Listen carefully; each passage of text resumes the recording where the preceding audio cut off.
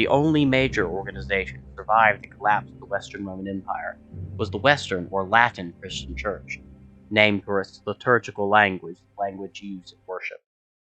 The Latin Church provided basic social care for the inhabitants of the former Roman Empire, feeding widows, housing orphans, and caring for the sick.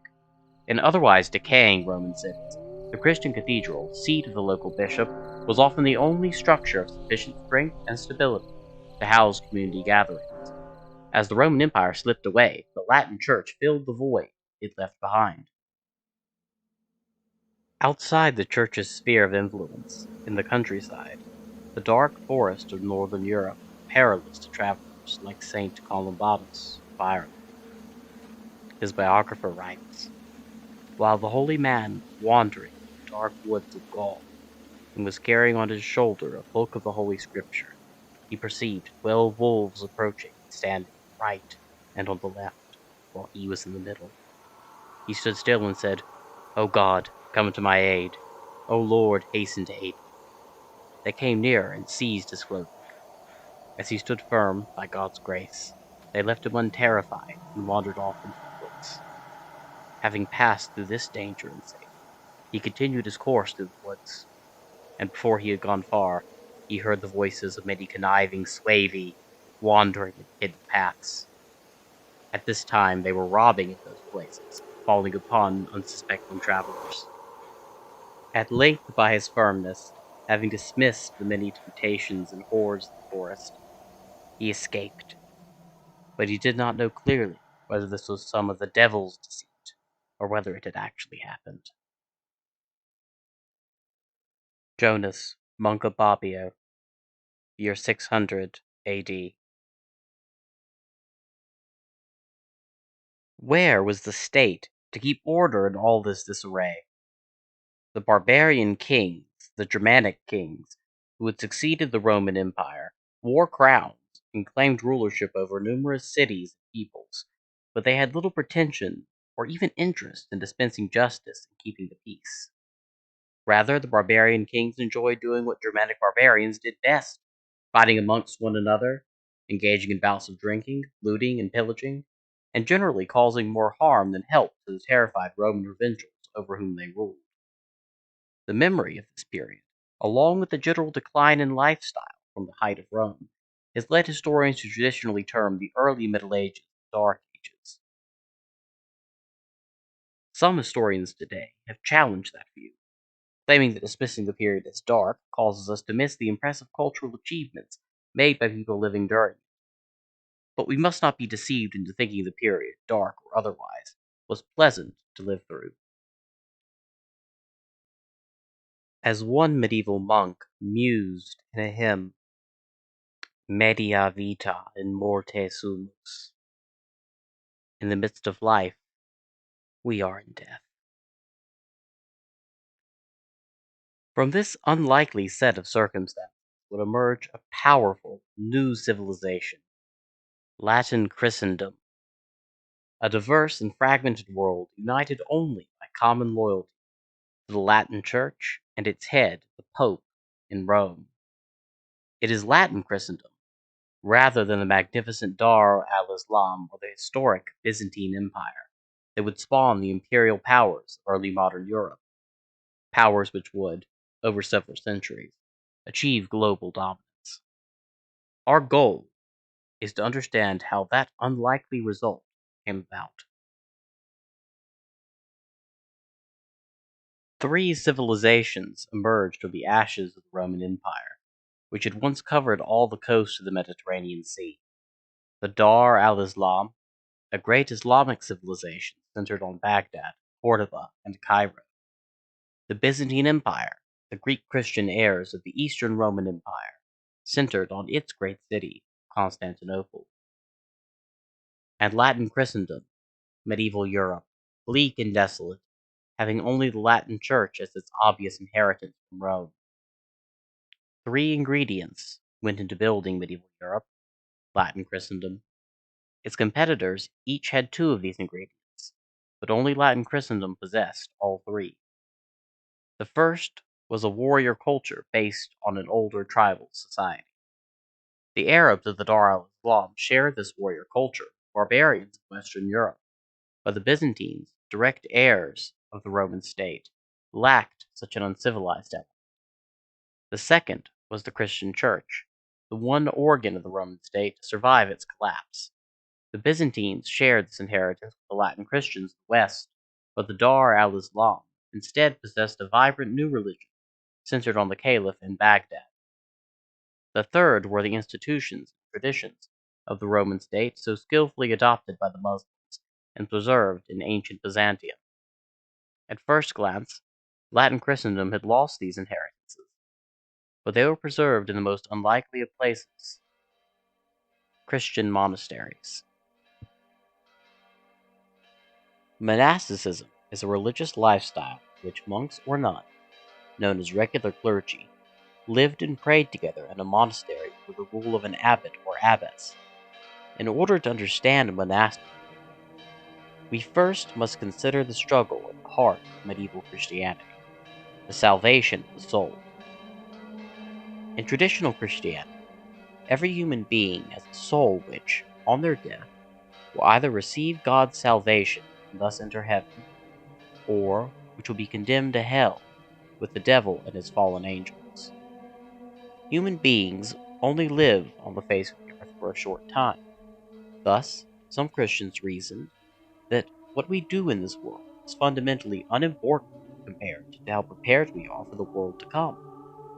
This is the origin of the idea at the heart of monasticism, that one who lives in this fallen world, but who is not of it, is the best. One who lives, as much as is humanly possible, as if they were already in God's heavenly kingdom.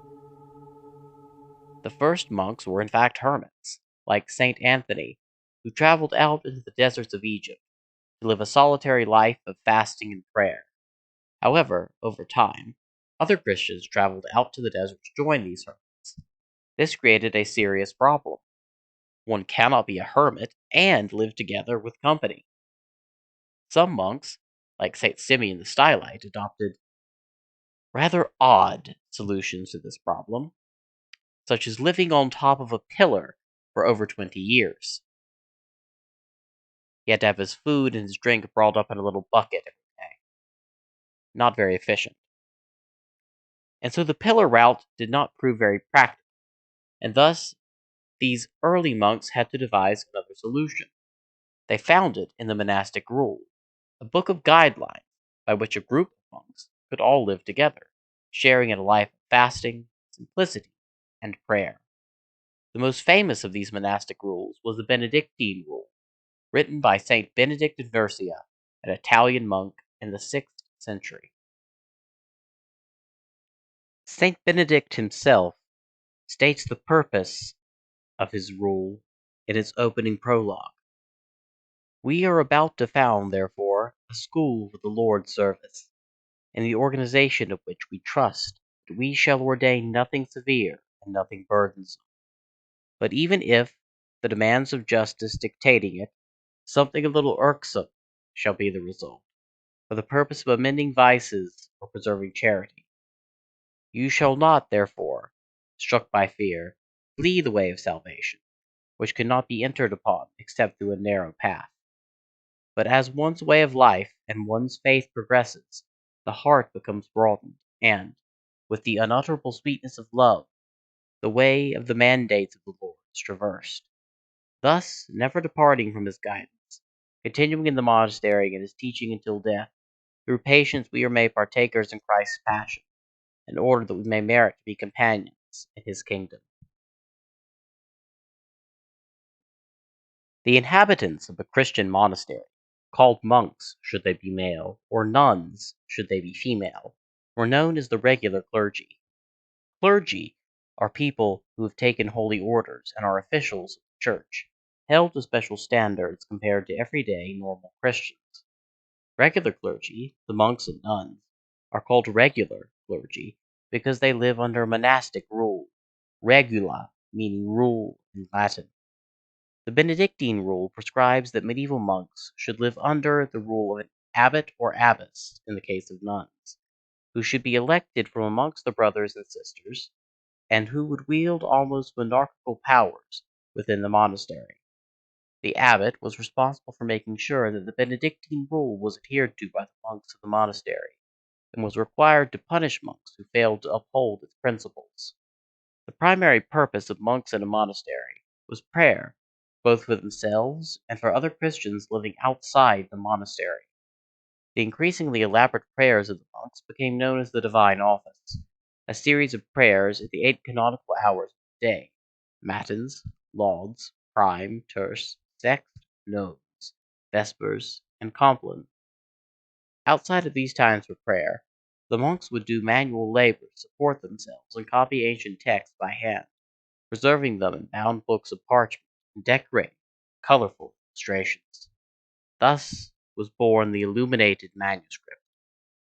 Untold amounts of classical learning would have been lost in the West, were it not for the tireless labors of the early medieval monks.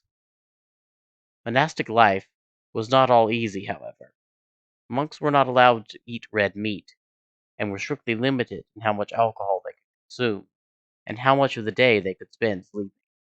Furthermore, many monks had to take vows of silence, speaking only at designated times and in designated rooms in the monastery.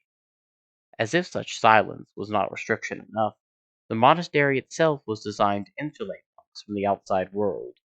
The only major windows in most monasteries did not open outwards into the outside world, but rather opened inwards into a special courtyard known as the cloister.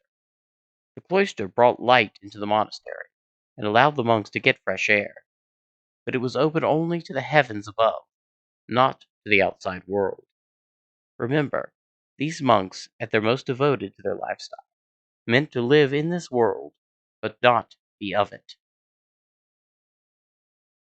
Whatever the regular clergy thought of it, the world still carried on its affairs outside the walls of their monasteries.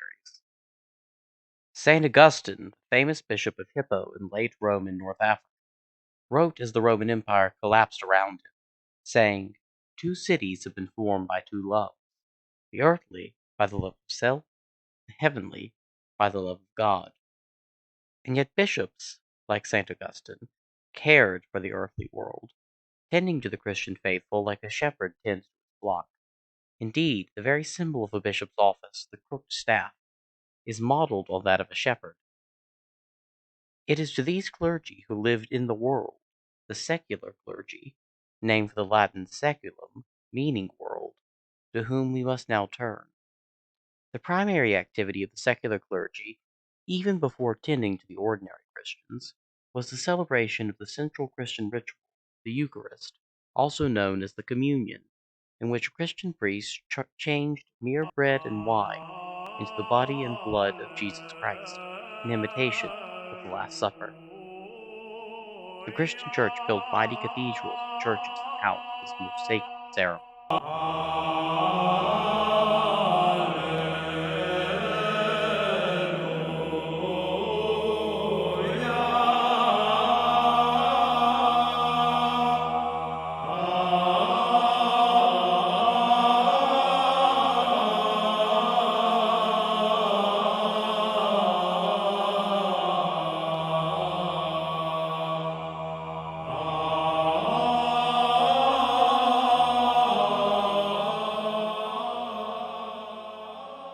There were three major orders of secular clergy. First, the least among the clergy were the deacons, as you can see here on the left with a crosswise sash, who assisted the church in its day-to-day business, particularly in social and charity work.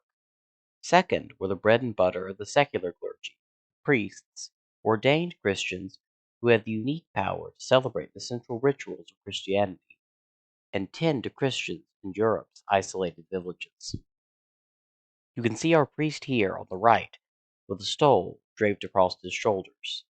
Finally were the bishops, a kind of super priest, who ruled from a throne called a cathedra, hence the name cathedral for their great churches. The Latin word for bishop is episcopus, from Greek episkopos, or overseer, and it was indeed the job of the bishop to oversee the Christians living within their diocese.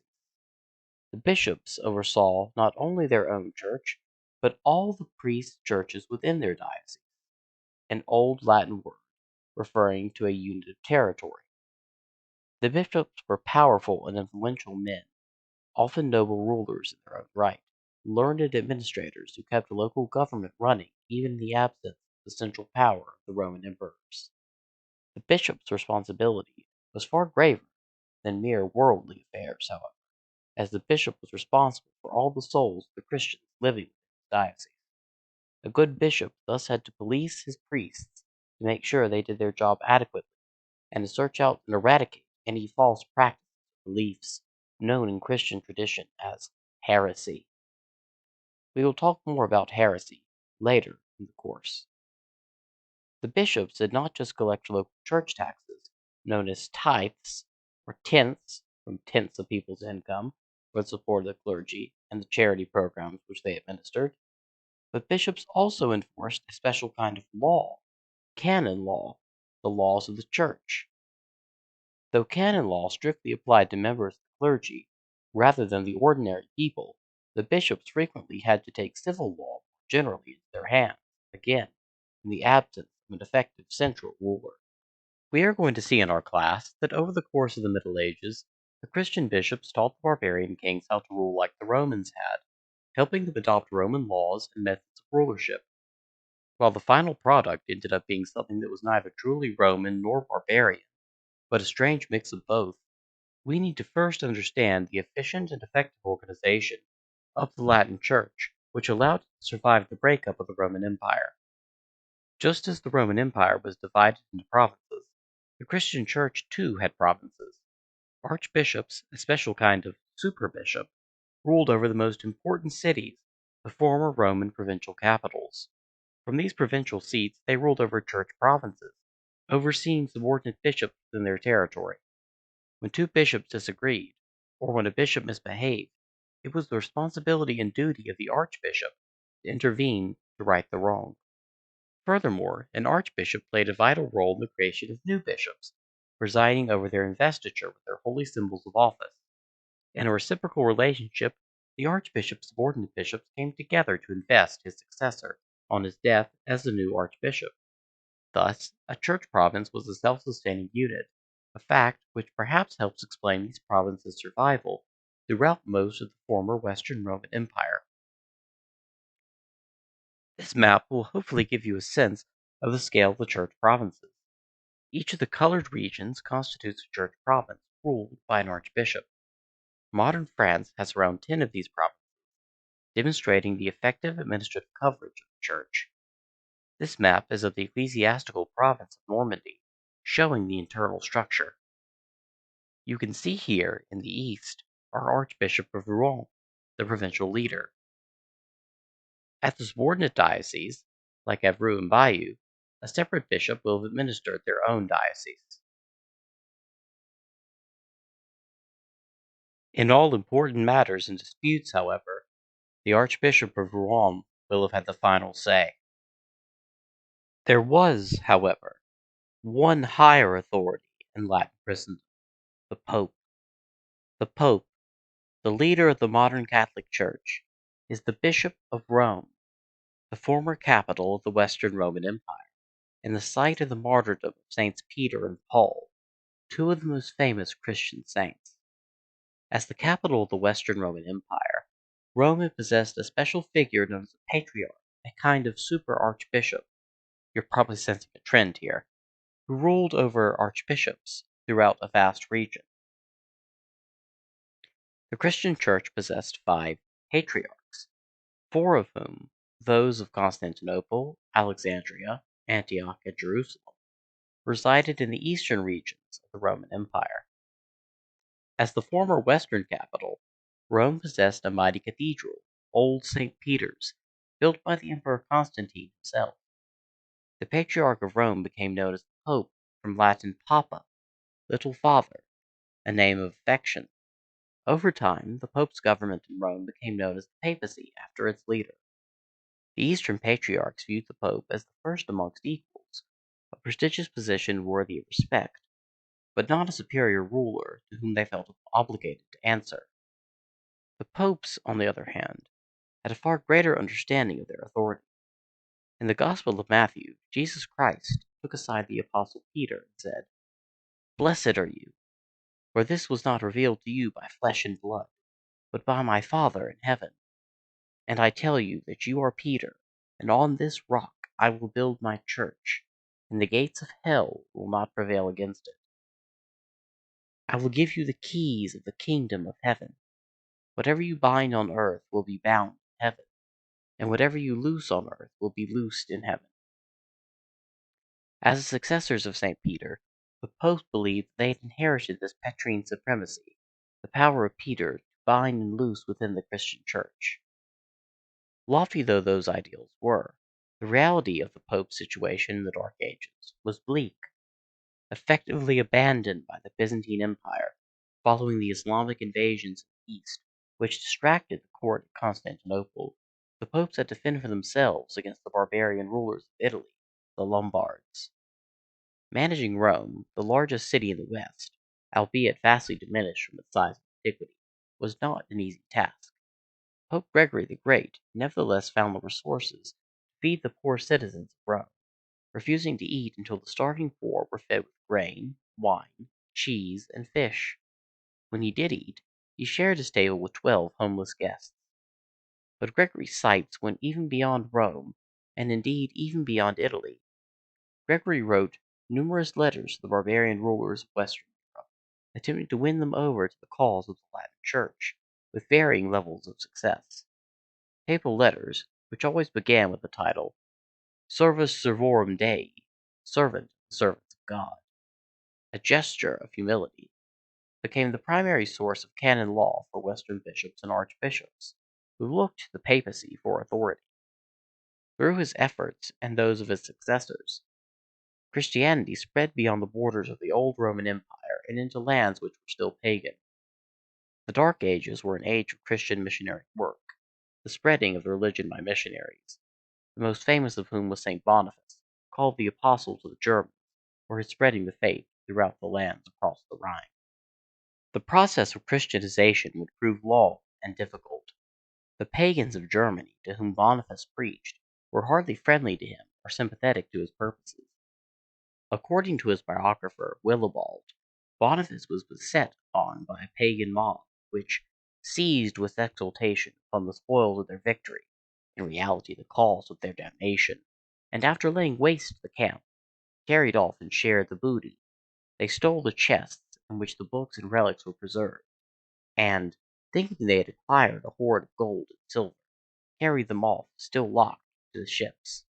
They broke open the chests containing the books and found, to their dismay, that they held manuscripts instead of gold vessels, pages of sacred text instead of silver plate.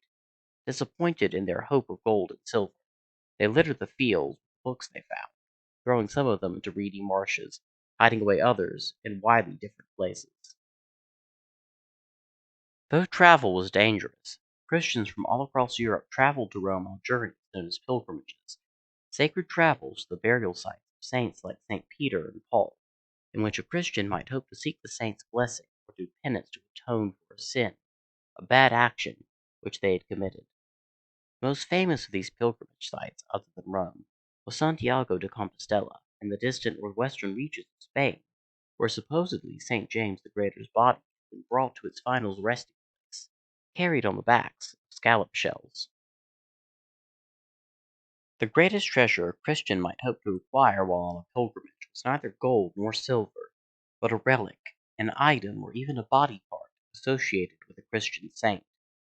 Medieval Christians believed that relics had sacred power due to their connection to the saints. The saints were simply Christians who had died and were believed to have gone to heaven, where they sat with God the Father and Jesus Christ, and thus had their ear.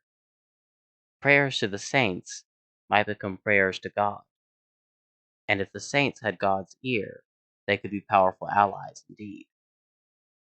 One who possessed a relic of a saint might be able to invoke that saint's special attention in a time of need. Many believed that powerful relics could work miracles, traveling hundreds of miles to seek healing by touching, or even simply laying eyes upon these mystical objects. Durable and influential as the Latin Church was, it could not on its own reforge Europe into a powerful civilization. In order to accomplish that aim, the Church and its Pope needed an ally in a pliable barbarian king, one who would protect their patrimony from the foes who encroached upon it, and who would provide a vehicle for the renewal of the Roman Empire in the West. This figure would come in the Frankish king, Charlemagne, who would reunite much of the former Western Roman Empire in the late 7th century. It is to Charlemagne and his family, the Carolingians, that we shall turn to next time.